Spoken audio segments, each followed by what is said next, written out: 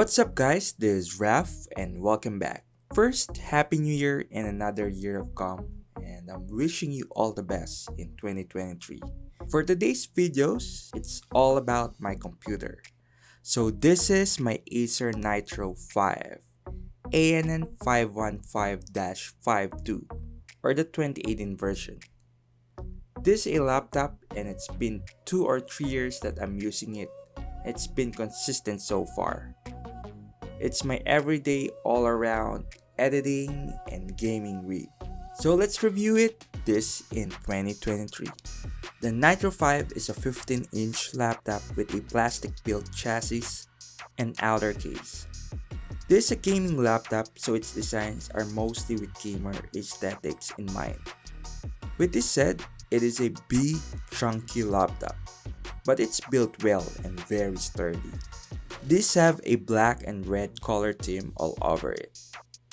On its back cover, you will see its Acer logo with black carbon fiber design.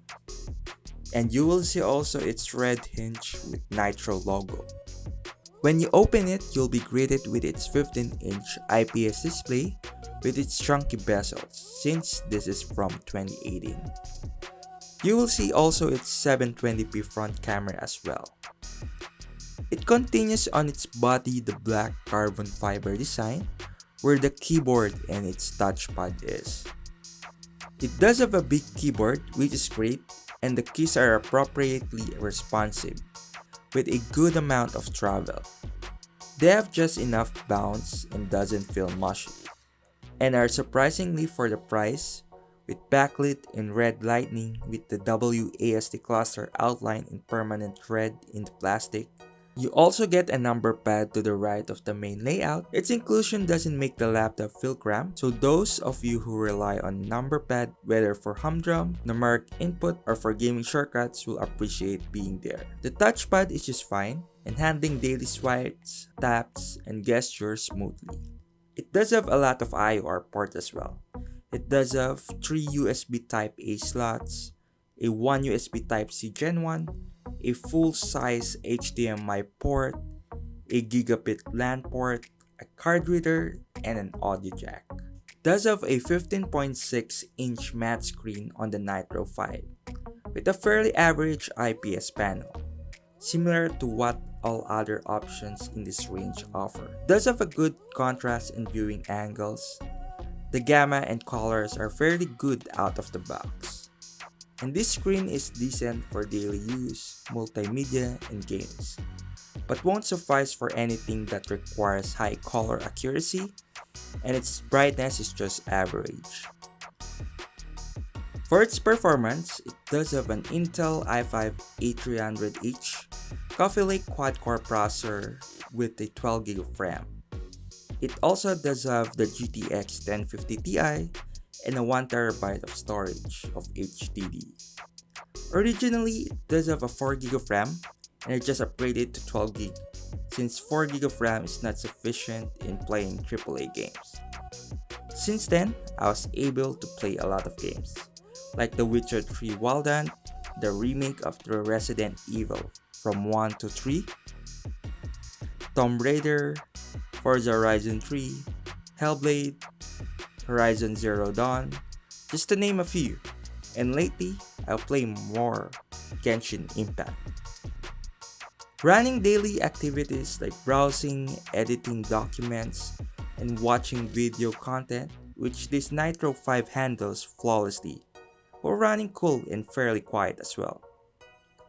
Its cooling solutions are mostly composed of 2 fans and 2 heat pipes that spread on the top of the CPU and GPU.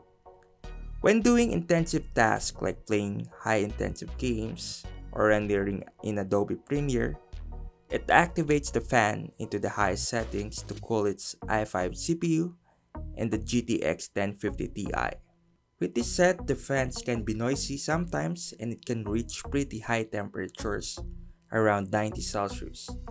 The outer case doesn't get very hot, with the exception of the top left corner where the components are placed. With wireless connectivity, it does have a Qualcomm wireless module for Wi-Fi and Bluetooth 4.1, I mostly use it on wireless and it performs great and solid as Wi-Fi connectivity is always fast and strong, the same way as the Bluetooth as well. I always use a mechanical keyboard and it doesn't disconnect. For its operating system, I updated already in Windows 11. At first, it's kind of buggy and more unstable than the Windows 10, but with recent updates, getting much better. Here are some of its benchmarks.